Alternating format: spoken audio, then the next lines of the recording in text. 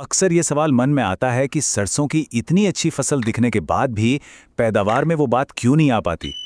तो आज हम इसी गुत्थी को सुलझाएंगे और हमारा पूरा ध्यान होगा दाना भरने की उस सबसे जरूरी स्टेज पर, जहां असल में सारी कहानी तय होती है।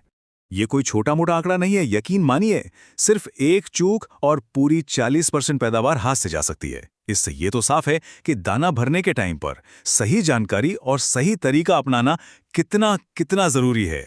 ये कहानी ना लगभग हर उस किसान की है जो अपनी तरफ से कोई कसर नहीं छोड़ता। मेहनत पूरी होती है, खेत में फूल भी लहलहाते हैं, लेकिन जब कटाई का समय आता है तो हाथ लगती है सिर्फ निराशा। फलियां खोखली और दाने हल्के, तो भाई दिल तो टूटेगा ही। लेकिन अच्छी बात पता है क्या है? इस पूरी समस्या की जड़ में ज्यादातर सिर्फ दो बड़ी गलतियां छिपी होती हैं। अगर हम बस इन्हें पहचान लें और सुधार लें तो पैदावार में एक जबरदस्त उछाल आ सकता है। पहली और सबसे आम गलती, पानी देने का तरीका। देखिए, दाना भरने के टाइम पर पौधे को सबसे ज्यादा स्ट्रेस होता है।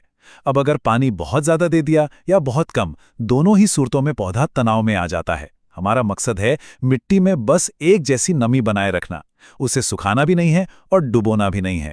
दूसरी सबसे बड़ी भूल, और ये बहुत आम है, वो है पोषण की कमी। ज्यादातर किसान भाई सिर्फ यूरिया पर ही टिके रहते हैं, पर जरा सोचिए, दाने को वजनदार और चमकदार बनाने के लिए उसे पोटैश, सल्फर और बोरॉन जैसे खास पोषक तत्वों की भी तो जरूरत है। इनके बिना दाने कमजोर और हल्के रह ही जाएंगे। तो ठीक है, गलतियां तो समझ आ गईं। अब सवाल उठता है कि इसका समाधान क्या है। तो चलिए अब बात करते हैं एक सीधे साधे लेकिन बहुत असरदार 2 स्प्रे वाले फॉर्मूले की, जो सीधे पोषण की कमी पर वार करके पैदावार को बढ़ा सकता है। ये पूरी प्रक्रिया बस 2 आसान स्टेप्स में बटी हुई है। पहला स्प्रे सीधा सीधा दानों का वजन और साइज बढ़ाने पर काम करेगा, और दूसरा स्प्रे उन छोटे छोटे जरूरी पोषक तत्वों की कमी पूरी करेगा जो दानों की क्वालिटी के लिए बहुत जरूरी हैं।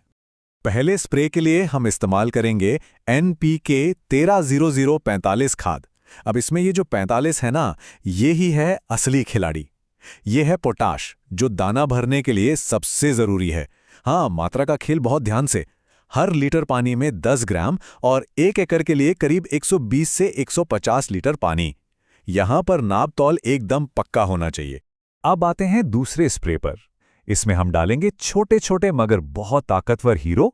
प्रति लीटर पानी के हिसाब से 2 मिलीलीटर लिक्विड सल्फर और बस 1 ग्राम बोरॉन। ये दोनों मिलकर दानों के विकास में और खासकर तेल की मात्रा बढ़ाने में कमाल का काम करते हैं। अब यहां पर 1 मिनट रुकिए और मेरे बात बहुत ध्यान से सुनिए। बोरॉन के मामले में जरा सी भी लापरवाही नहीं चलेगी। 1 ग्राम प्रति लीटर मतलब 1 ही ग्राम।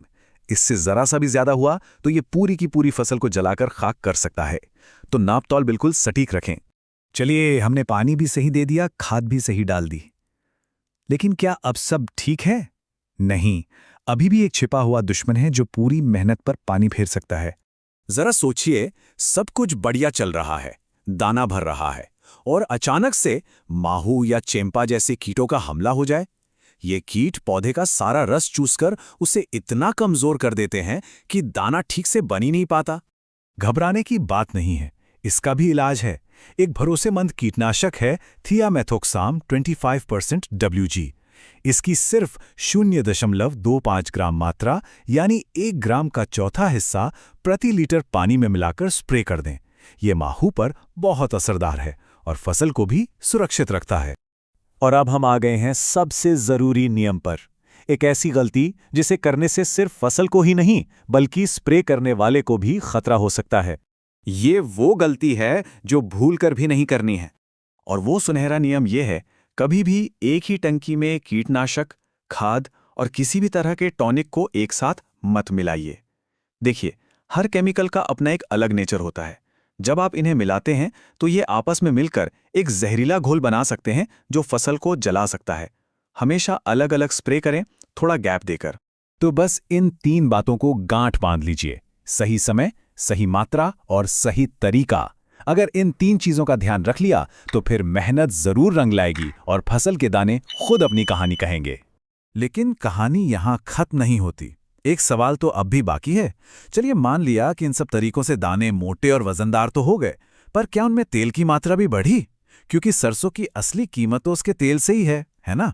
इस सवाल का जवाब शायद आपको चौंका दे।